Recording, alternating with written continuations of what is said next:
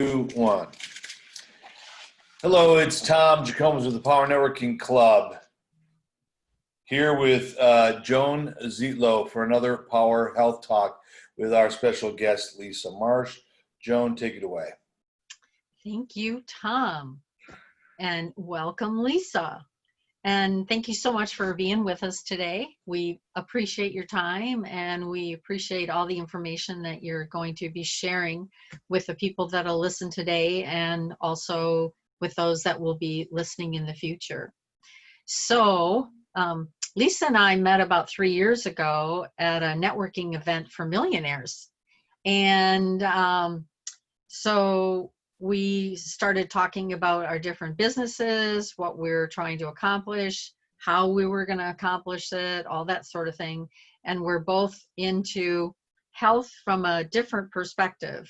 And so I'd like Lisa to tell the group, what was it? What was the motivation behind why you decided to create a gluten-free company? Well, I will say this. First of all, hi guys. What I'll say about my motivation to create Miss P's G-Free, which is the gluten-free baking business, it was purely selfish. Purely, absolutely selfish. I was experiencing at the age of 42 just uncomfortableness. I had acid reflux, I had digestive issues, I had severe flatulence. So much so, my wonderful husband said to me, "You are too pretty to smell like that."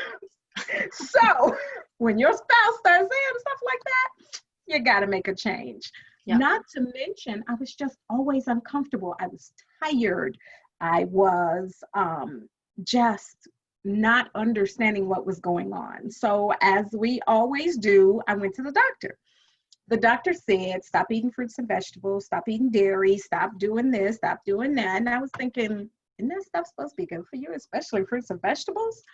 And so I then was working at the time in federal law enforcement, and I went to San Antonio, Texas for a class, and one of my classmates just happened to be gluten-free. So she said to me, well, you know, when we ordered our lunch, I'm gluten-free.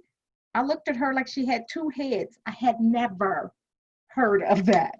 So I was like, what does that mean? And she started explaining her symptoms, and she was explaining me. So after that, I came home, I started throwing out everything that had wheat, rye, or barley, which are the three that make up gluten. And so what I soon discovered is that's half the world. Almost anything you eat, especially in restaurants, contain gluten. And I'm like, what in the world? My biggest issue is with the wheat, of course. And I've come to find out that what we're consuming now is not your Bible days wheat. I read a book called Wheat Belly. It says that the wheat we're consuming is a dwarf strain of wheat, not meant for human consumption. So it causes all kinds of issues. And so I said, okay, I'm going to do this. I'm going to take all this out of my diet. But then I started looking for foods that I enjoyed that were gluten-free. And 10 years ago, more than half of the gluten-free products on the shelves tasted like cardboard. Yeah. I said, no, I cannot maintain this diet eating these foods. So at that time, I just started baking. I started dabbling in the kitchen, trying to find stuff that I enjoyed and that I could then share with others. So my first invention was the cookie bars, and they came out, and when you remove the gluten, the word in it is the glue. It's the binding agent that has your foods to bind. So my cookie bars came out in shreds on a big plate. I put them out at a family dinner, and my brother tasted them. He was like, oh, that's good. I was like, oh, it is. He's like, it sure is. There we go. That was Miss P's, the beginning of the beginning. Got it. Yep. So how many products now? We have, I want to say we're up to 10 products, we have 2 staple products that we offer in 15 Whole Food stores, which is our granola and our cookie bars. The cookie bars were first and then the granola. Whoop, whoop, whoop. And I have been told by people who taste these products that they are the best that they've ever had. And who am I to argue with them? Exactly. Yes. So you've got the granola, you've got the cookie bars, Yep. and what else? We have granola, cookie bars. We do a lemon bar. We do a lemon poppy seed. We do a peppermint toffee. We have an ultimate chocolate chip cookie. We have a butter cookie. We have a banana bread. So is banana bread, is it the whole loaf or? It's like a mini loaf banana bread. So it's about yay big. And when I originally did the banana bread, I was doing it with the nuts. But now I've discovered, since I'm a self-professed chocoholic, that if I add a few chocolate chips to that banana bread, it really brings it all together. So now the banana bread has not only fresh bananas, but also a dairy-free, soy-free chocolate chip. Awesome. So glad to know that it's a dairy-free chocolate chip. Yep.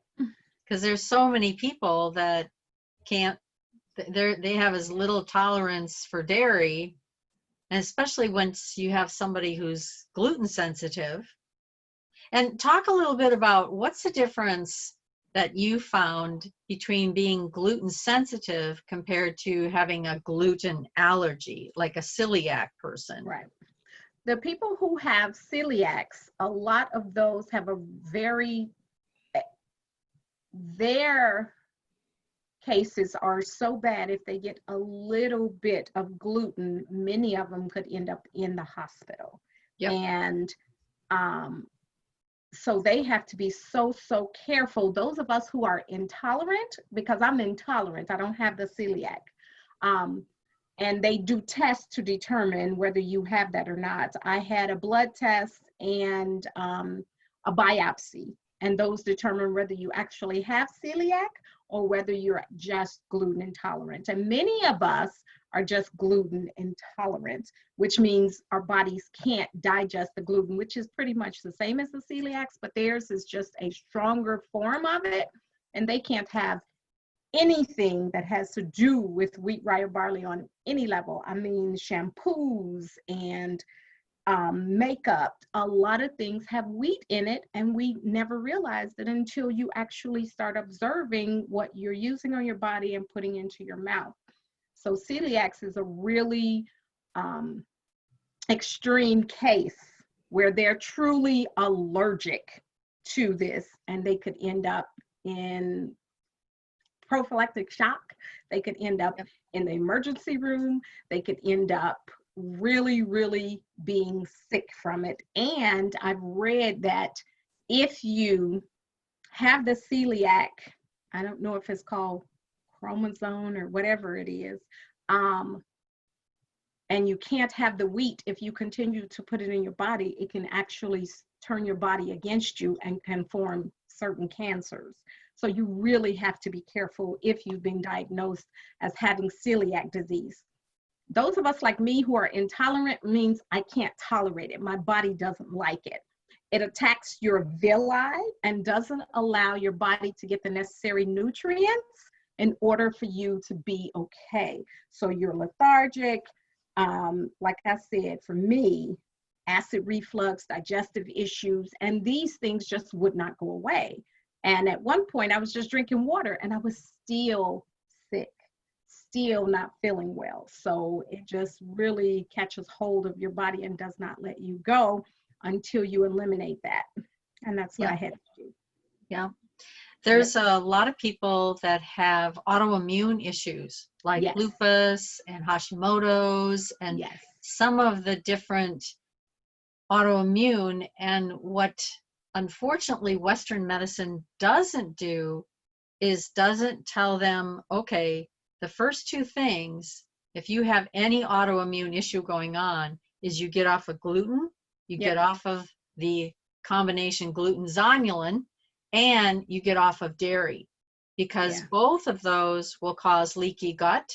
And when you have leaky gut and you've got undigested food going through the intestine into the bloodstream, that undigested food is going to your brain, it's going to your heart, it's going to your joints.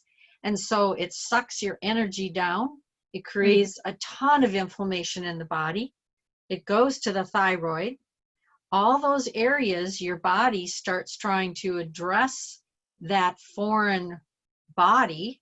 So whether it's going to your thyroid, your brain, your heart, your whatever, it's setting you up for inflammation. Inflammation starts scarring.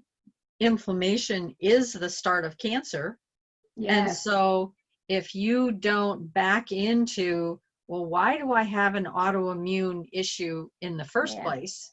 Because our body doesn't just do autoimmunity. There's always a root cause. And so many people have food sensitivities that they have no idea what they are sensitive to. But if people step back, because when you were a baby, if you were hungry, you cried. Yes. If you wanted to be changed, you cried. If you wanted to be held, you cried. Whatever you wanted, you cried. And mom and dad were like, we can't handle this. We're going to figure out what you want. They figured it out pretty darn quick. Yep. And that way the baby learned to listen to their body. And the mom and dad learned to listen to the baby cries, because each cry is different, and told them what was going wrong with their baby. We forgot that as we were growing up, because marketing has said, well, you know, just tough it out, just deal with it. Some people won't, whatever. And so people are like, oh, of course I can eat ice cream, even though I feel a little bit bloated afterwards. My energy goes down a little bit, and they're not realizing that that's the body talking to them saying, hey, I'm not liking this. And so I'm going to make you tired. I'm going to make you bloated. I'm going to give you crummy sleep tonight. I'm going to zap your energy. I'm going to make you really thirsty. And I'm going to do that wonderful increase your waistline and put on weight. And a lot of people don't realize that the weight they're putting on is actually inflammation. Yeah. As And people gain weight. Yep. That's it. Yeah. Inflammation and autoimmune, those are all tied to celiacs. Those, when you have an intolerance, you don't necessarily have those kind of issues, but you do, because I know the inflammation. My ankles swell when I've had too much salt, when I've had this, when I've had that. And when I was on gluten, I felt terrible all the time. I was tired every day, all day, no matter how much sleep I got. Right. So. Exactly. I've met a lot of people that, you know, they're on, you know, Synthroid. The doctor has said, oh, you know, we're just going to treat your thyroid, but we're not going to look at, they never say, let's look at why you have this low energy. Yeah. Let's look at why is your TSH, you know, some of your blood tests a little bit low. Yeah. But they don't talk about the fact that things like Synthroid is a synthetic. So if your body is a T4 and your body has to take T4 and turn it into T3, because that's what your body uses to make the thyroid work and have every cell in your body work. But if your body is incapable of changing T4 to T3, you'll be put on a synthetic like Synthroid or one of the generics of it, levothyroxine, any of those, and you won't feel any better. Right. Because you don't have the capability of changing it over to T3. Yeah. And we see that all the time in functional medicine. Yeah, I do too. And when I was first diagnosed, or when I first diagnosed myself, it wasn't until I started looking at what my issues were, what my relationship with the foods that I was eating had on my body and started researching it for myself, the doctor was like, oh, try this, try that. Don't do this, don't do that. And while I love the medical profession because we absolutely need doctors, a lot of it runs on the pharmaceutical industry. Right. And they want to give you a magic pill. And there's no magic pill for gluten intolerance or celiac disease. The Correct. only relief is being on a gluten-free diet. So, Yeah. But I will say, though, if someone is not a celiac, and let's say you're going to go to a restaurant, you're going to order gluten-free, but you still don't know if, oh, gee, they put the croutons on your salad in the kitchen, then they remembered you said, oh, I'm gluten-free, and so they picked off the croutons, but they left crumbs that you don't know are there. So Yeah. there are a couple of companies that do have a gluten-free capsule that you like, Dr. Tom O'Brien and Dr. Gundry, and there's another is that person. that gliadin? I've seen that. Yeah. So Yeah, you I've seen take that. them with your meal, and basically what they do is they're like a lock and key, and they'll go in and they grab onto the gluten and take it out. Oh. So that you don't have the reaction because Dr. O'Brien, he's a celiac. Oh, And okay. so that was the motivation behind why he created the product. And then, there's other folks that kind of jumped on the bandwagon because they know that there's a lot of people, a lot of people used to travel a lot. So you're forced to eat at restaurants and you don't have a lot of control with what's going on in the kitchen. You have no control about what's going on in the kitchen. Right. I have been to restaurants, especially early on, where you would say, okay, I'm gluten free, and they would say, oh, okay, and then bring out your lobster on a plate of spaghetti. That doesn't quite work. But it happened. So I found myself educating quite a bit. Now things are a lot better, but yeah. I do have certain places where I feel absolutely safe. Not a lot of them, but some that I know for sure understand about celiac disease and about gluten intolerance. And so if I do eat out, which I don't try to do very often, I know I can go there and be safe. What are they chains, or they're just local restaurants by your house that you know? I think it's a chain. Biaggi's. Have you heard of them? I think they're chains. Can't say that I know them. Is that Italian? I think they are an Italian steaks, kind of Americanized food. Yeah, you know of them, Tom? Yep, I know Biaggi's. Yep. They, I know for sure the one near me, which is in Naperville, is big on gluten-free. And I was introduced by one of the young ladies that was at the University of Illinois, and she wrote a blog and she talked about them. And I was like, I've never heard of this place. But once I went there, it quickly became one of my favorites. Interesting. Any other restaurants that you? I would say that's probably the one that I'm absolutely sure that I won't get sick. I do know that I've been to some of the other chain restaurants and I've had reactions to what they consider gluten-free. And so I'm very careful about that. I'm like, no thanks. I'm going there. But there are a couple that say they offer gluten-free, but I don't think they really understand what that means. And that can be dangerous for many of us who are gluten intolerant or have celiacs. They could send somebody who has celiacs quickly to the emergency room. Yep. Yeah. There's Chipotle. If you stay with just the rice and the fresh cut tomato veggies and thing, and some of that, and really ask about if you're doing the grilled vegetables or whatever, make sure that they haven't used any flour. Most of it is just browned with oil. Yeah. But so that's one place I know that people have had pretty good luck with. You Yeah. still And have we to eat look. there often. Okay. We Okay. eat at Chipotle often. And Mainly and because they offer a law enforcement discount. got it. Got it. And Okay. I'm retired law enforcement, so I still get to carry my credentials in there. So I do like them.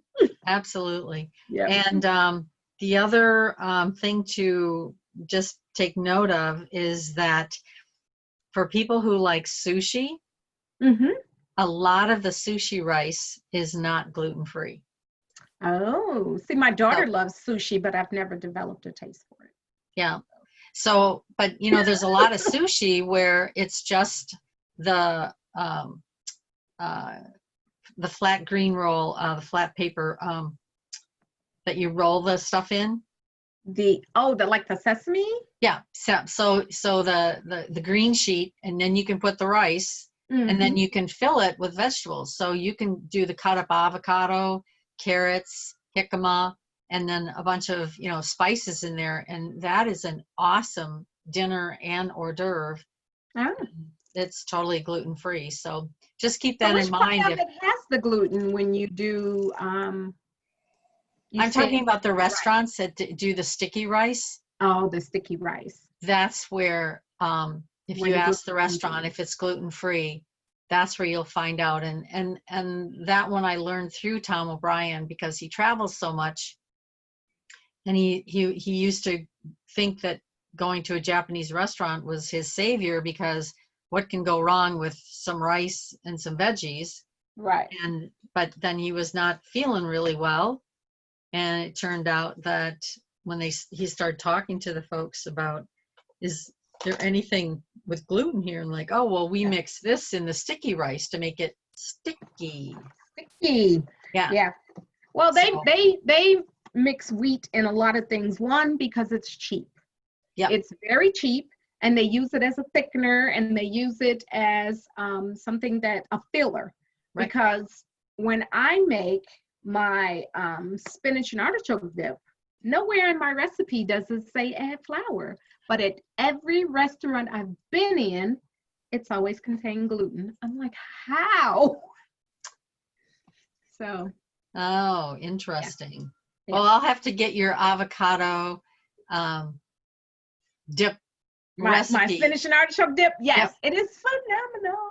Even though I've been experimenting with one that is a dairy-free cheese with it, because I'm trying to stay away from dairy. It's not my Oh yeah, absolutely. So that's something for you maybe to share with us that people will know. So share your recipe of your dip, and Mhm. that's another way to have Mrs. P dairy free, gluten Yeah, free, awesome tasting dip. spinach and artichoke dip. Okay, I can Yep. definitely do that. For dipping your vegetables and dipping your gluten free chip. Yes. Yep. Sounds good. Okay. So tell me a little bit about what were some of the challenges for bringing a product like this to market? Oh, I've had so many challenges. How many days do you have? What were the top 3 challenges that you had to get through in order to get your company up and running and profitable and all that? I think the top 3 challenges. One is understanding business. Growing up on the south side of Chicago, I was one of 6 children.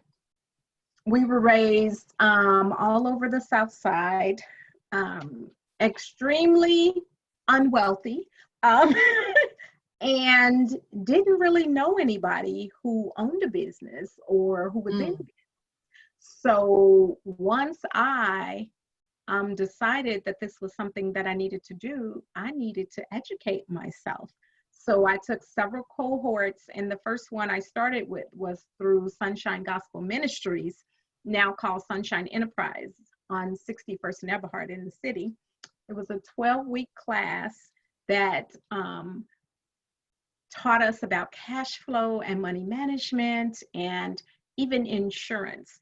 The very first class I was in, they were talking about insurance. So I raised my hand like, okay, so when do you get insurance? They were like, before you sell anything. I was like, oh, let me go do that. Let me go back and get insurance. So it's just coming from a place where there wasn't a lot of that growing up where I grew up. And so learning cash flow, learning good money management skills, learning the retail game, learning about delivering, learning about making products, and then scaling. A lot of that I really had to buckle down and understand. That part, huge.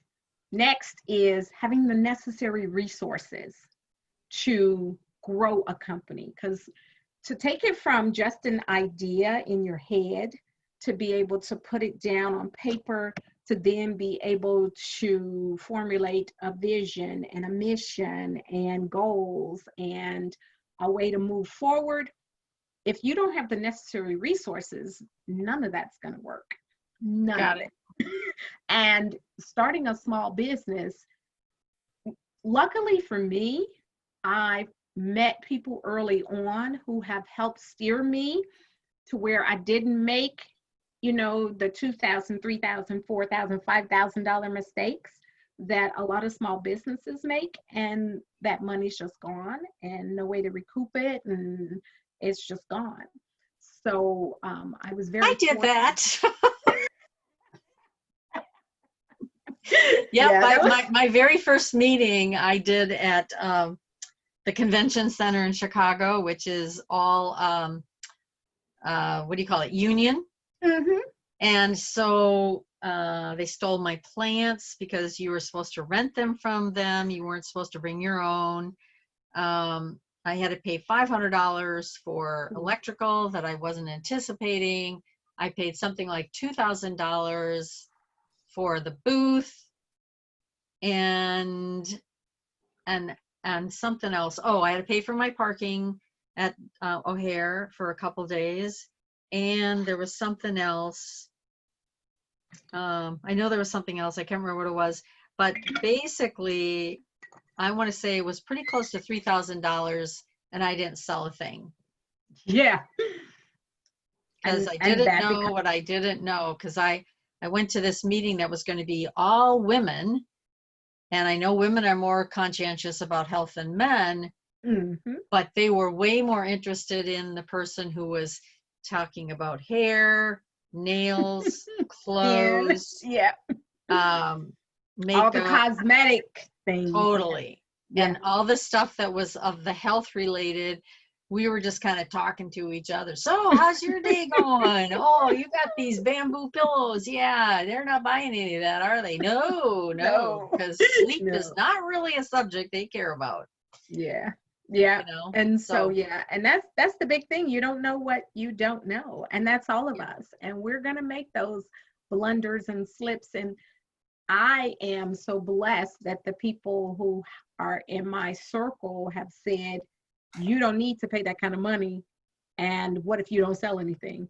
Or if you are going to do that, you need to make sure you have all your ducks in a row so that you are successful in getting there.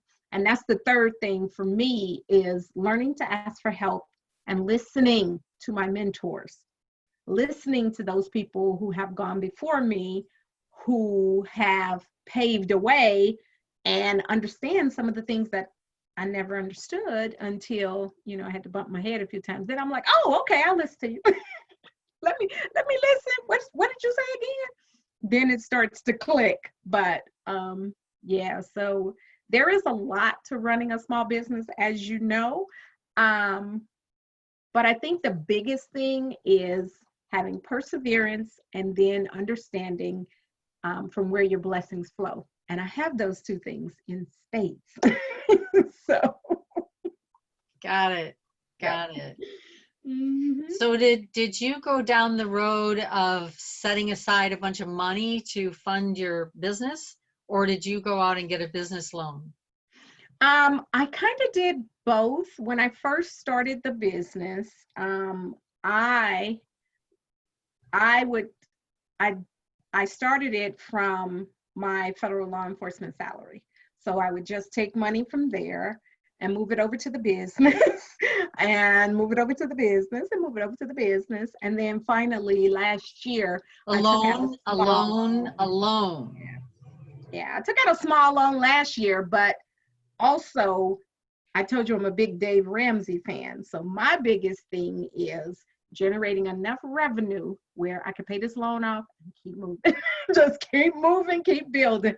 Because I firmly believe that, you know, debt is not something that I want to carry on forever. So I know I needed seed money. I know I needed to grow, because by the time I took out my loan, we were probably in 10, 11 stores already. And I knew I wanted to continue to scale and to continue to grow. And then I had also retired from federal law enforcement, so they cut my salary in half. So I didn't have a lot of, you know, disposable cash. So I was like, okay, well, let me take a small loan and then I can pay it back. And mine is a very small loan. So I'm utilizing those dollars and then looking to see what kind of resources are out there now for small businesses, because I've applied for a lot of the things that are out there, but they say they're for small businesses, but I guess my terminology is I'm a micro business. So they need to come up with some stuff for micro businesses so that we can qualify. Because this year was the year we had just started paying our staff to help us with demos in the stores, and start bringing on people that we have to pay. Like we have a bookkeeper and we have an HR person, and we have, you know, just slowly bringing on new team members that we have to pay. And then of course, COVID said, Right. so sorry. Yeah, but the good thing is they didn't close any of the grocery stores. Thank you. Yeah. I am happy about that. Yeah. But what they did do is stop us from sampling at the grocery stores, which was how we made a lot of our sales. Oh, really? Yeah, because when we were in the stores and we were sampling, we could sell out. We could sell out in the store, because a lot of people think, oh, gluten-free is healthier for you. It must taste horrible. But ours is so tasty that we would sell out in stores. And now we can't do that. So now we've had to pivot to figure out what is the best way to get the products off the shelves without having to sample in the stores. So we're working on it now. But why could you not have a little tiny snack bag, or a little tiny container, or even the little paper envelopes that you could have the sample that it's closed. Yeah. You're not reaching into anything. You're not reaching into anything, but it's all been packaged. And so the person walks up and you're like, this is a sample of this. This is a sample of this. This is a sample of this. Try it while you're standing here. There's no touching. There's no breathing on it. There's no nothing. Yeah. They won't let you do that? Not yet. They've rolled it out kind of like the state of Illinois, where they're doing it in sections. They've started to go back to sampling now, but they're going back in August, and they're using their own sample company called Innovations through Whole Foods. And Innovations will set up the cart, the sample cart. They'll put our products on there, and then they'll pass out education and information about your company. No sampling yet. They're saying that sampling may come in October. So, and that's what they've said is going to happen when we do go back to sampling. It'll be small, pre-filled samples, pre-prepared, and we could give those out, but it won't be any open food kind of sampling, right, that we were doing before. So they're planning on doing that. I don't know why they decided to roll this out first. And I did say that I would try it to see if it works. But when you're charging $115 per sample and I got 15 stores, that's not something I'm getting ready to try in all 15 stores. So I Wait a need minute. to, They're saying they want $115 for each sample? for each 4-hour demo schedule where they pass out education and information, but no samples of your Well, what product. if you had, because you have to provide them with the education that they're going to hand out, right? Yes. So if there was this little envelope stapled to what you're giving them, Right. how could they, you know, Deny that? I don't know. I know I That- sure would try it. That's an idea, Joan. I might look into that and see, because Because it's all being, you know, you can go, it's Yeah. all being packaged at the same place where Yeah. this is being packaged. It's Yep. all at in the a commercial gluten-free kitchen, facility. that's right. Yep, And nobody's touching it. exactly. So I can't imagine why they would turn you down on that. Well, I told them that I would be willing to try maybe one or two perhaps, because we've got stores that we had just gotten into before the pandemic started that we've never sampled that.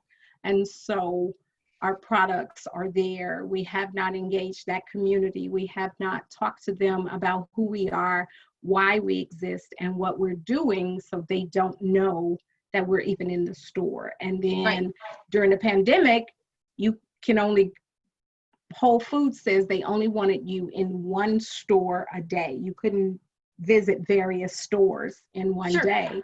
Yeah, so there's been a lot, and we're figuring it out, how to get to that next level, how to continue to scale, how to present our products with excellence. Because the big thing for me is not just selling a product, but it is understanding that people should take their health into their own hands, because I know firsthand how it is. My mom, I told you she passed away, she was only 60. My dad passed away, he was only 42. My Wow. sister passed away in 2018, she was 51. So for me, learning to live a healthier lifestyle, learning to move more, understanding inflammation in the body, understanding what makes us who we are, how we feel, and just having a better diet is personal. And if I've always said, I need to break generational curses in my family. I need it, it has to stop with me where my family just dies young. I've got 3 grandchildren right now.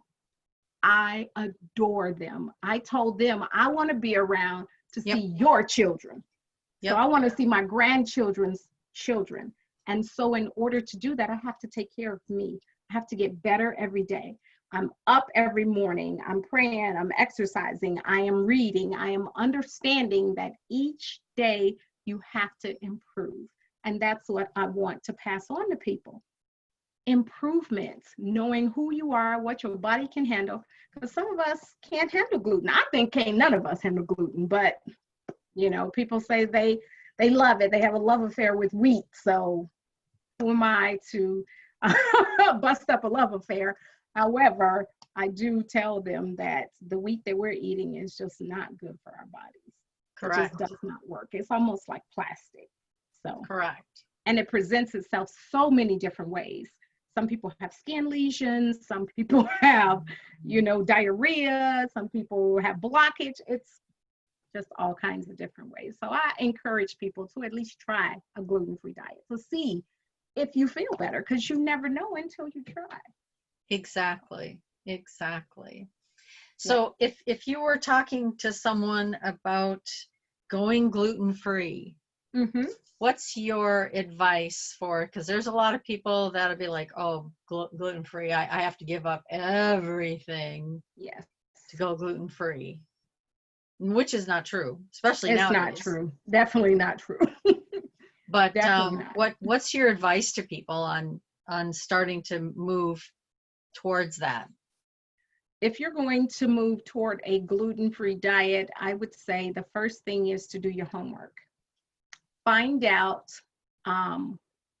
one, those things that you really, really, really enjoy, and then see who makes them gluten-free or a close gluten-free version of them, because there's so many things now that have been made gluten-free and are very similar to what's out there. Then I would say you have to plan your meals, because for me, when I leave the house, if I'm going to be gone for extended periods of time, I'm packing the stuff that I know that I can eat and be okay with, because when we get hungry, I don't care what's there, we're going to try to eat it, and then that causes us problems. So you have to plan. You have to plan out your day, you have to plan out your diet, and to some of us, you can take a day of the week, like say, you know, Sunday, if Sunday is your Sabbath, or Saturday, pack your stuff for the whole week. Pack everything that you know you're going to do, put it together, and so you can grab and go. And then you're not out there, you're not hungry, because when you're hungry, your defenses are down and you just want to eat. And I can't just grab the first thing that's out there, because then I'll be in trouble for a while. So I would say do some research, find those things that you like that are gluten-free, and plan your meals, plan what you need to eat, and just start like that. And then plan some healthy stuff. Just don't eat, you know, bacon, because bacon's gluten-free. Throw them vegetables in there. I buy organic vegetables. Any of my fruit that doesn't have a peel, like oranges and bananas, I try to do the organic, because there's less pesticides, less all of that stuff that they put in our food. And I've been reading, and they say the biggest one that you can really rely on is when it says organic. The government is very serious about organic. It can't have all those pesticides and all that other stuff in it. So that's how I choose to go. It's a little more expensive, but my health is worth everything. Absolutely. Once you lose it, it is very hard to get back. Absolutely. Absolutely. And I just want to say one thing about, there's a lot of people that really love bacon. Mm-hmm. But if you buy bacon at a restaurant, many times it's been dipped in flour so they can crisp it up. So you have to be very clear with, when you order bacon in a restaurant, that it has not been adulterated, just the bacon put in the pan and cooked, not dipped, because I can tell you from sous chef, anybody who's in the breakfast places and whatever. So you can still crisp up bacon by using things like almond flour, coconut flour, some of the beans flours, and you'll still have the thicker bacon and the crispy bacon, but you won't have the gluten problem. That's probably why I eat most of my bacon at home. I never knew that. This is the first I've heard, so I appreciate that information. I will continue to have most of my bacon at home. Got it. Got it. Remember, there was something that we talked about when we were first meeting that you found out about that made a change for your digestion? What was that? Yes, Joan, you saved my life. I wouldn't say I saved your life, but it's an important thing for many people to know. I have these allergies, and they are horrible. And, you know, I had the allergy test, and for a while I was taking allergy shots until they got to be too painful. I don't do pain very well. I used to, but when I was younger, but no. But I was on Allegra D for a long time. I would say probably a year, 2 years, and I met Joan, and you said to me, you need to be careful taking something that strong because it causes leaky gut. I was like, what? had never heard of that, didn't know that, my allergy medicine could cause these issues, but also knew that I needed to make a change. So I went in search of how to change over from Allegra D, still maintained these allergies and kept them in check, and stop the leaky gut. So I went to a naturalist doctor, and she prescribed vitamin C with flavonoids. And so I started taking those twice a day.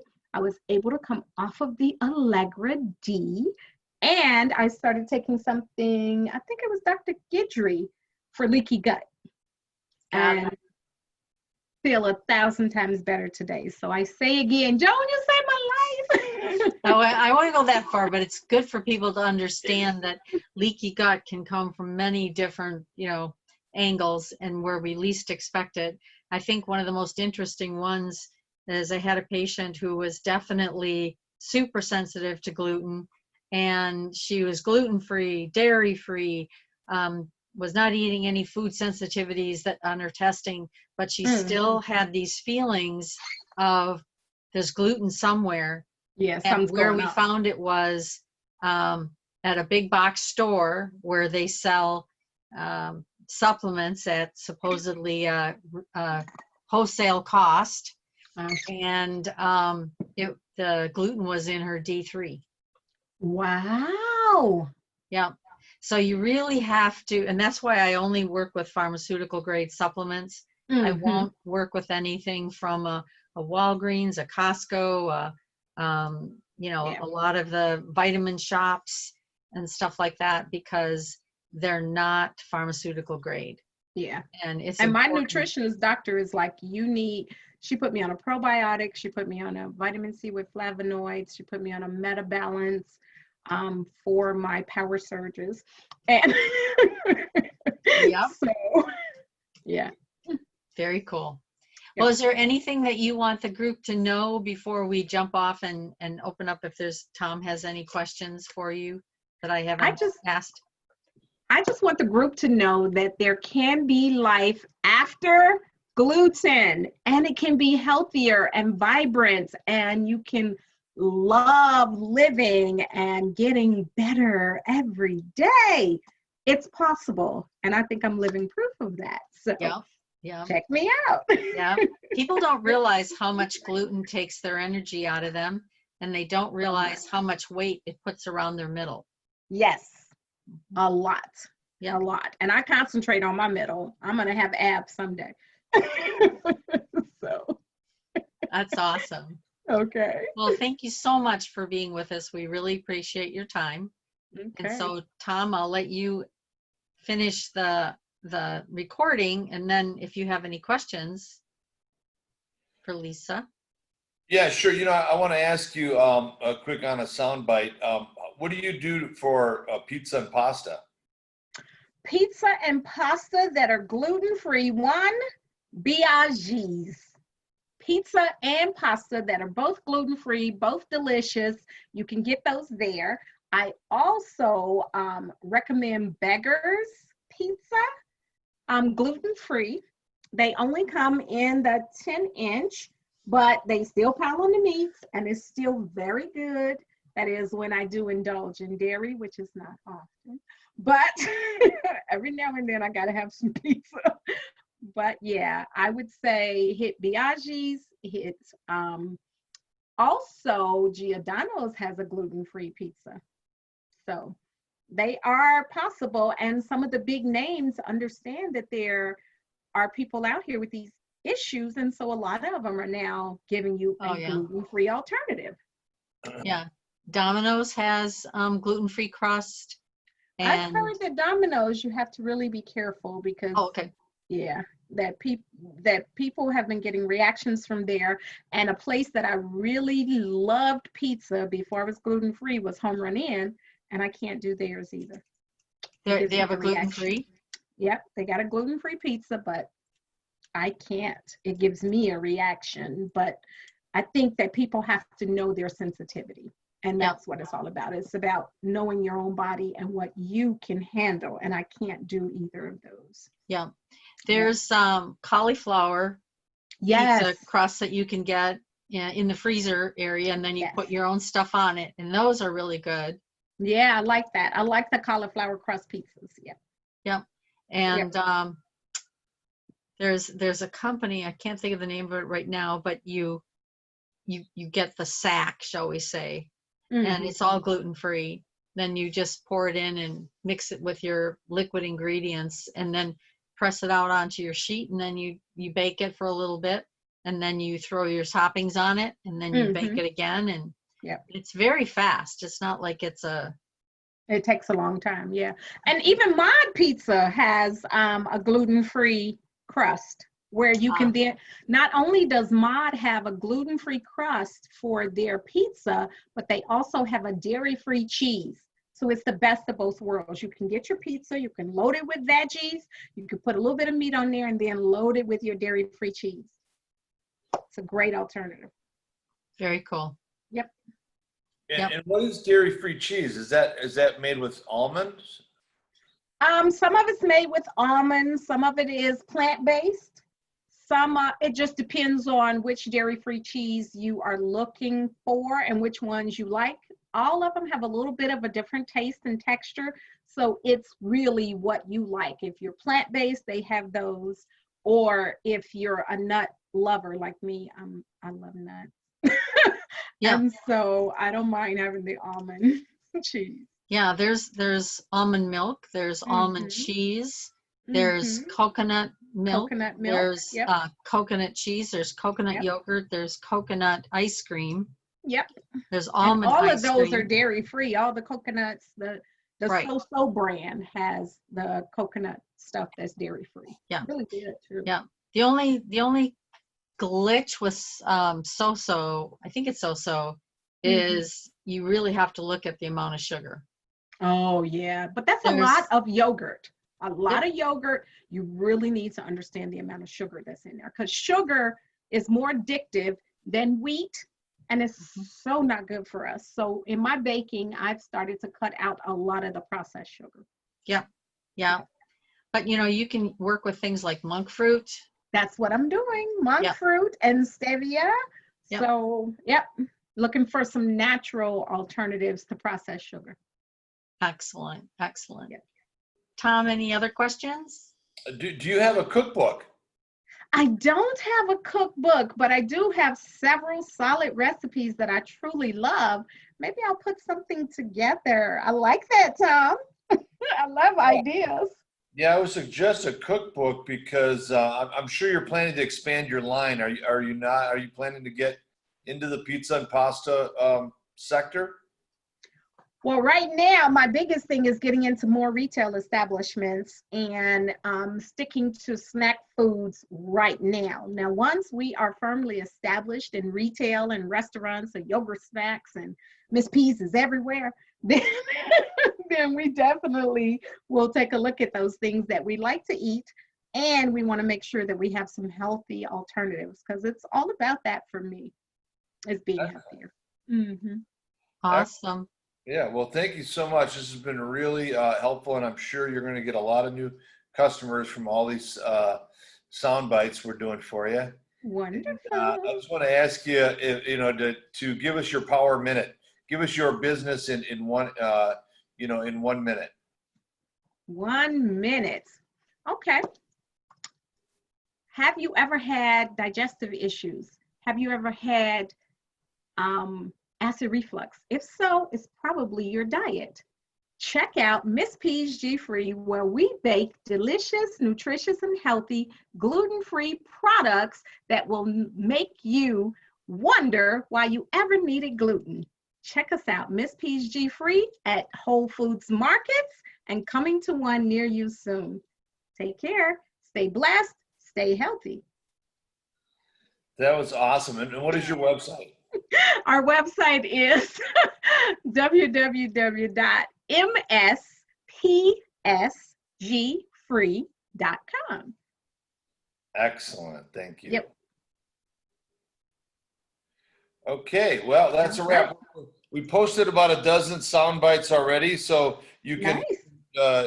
I'll start tagging you and Joan, and you guys can share those whenever you want. We'll post them on a regular basis, and I'll send you the whole recording here as soon as we download it. Sounds wonderful. I appreciate that. Thank you, Joan. And again, thank you for saving my life. I appreciate Anytime, meeting you, anytime. Joan. I only was doing that to make sure that I had this coming down the road. Yes, yes. And thank you. Thank you for supporting us. I really, really appreciate it. So, You're yep, welcome. and we just made some deliveries to your local Whole Foods today. Perfect. Yep. Glad to hear it. Okay. All righty. Okay, All thank you. right, Good one. guys. Bye, You everyone. guys have a great day. You too. You too. All right. Bye-bye. Bye.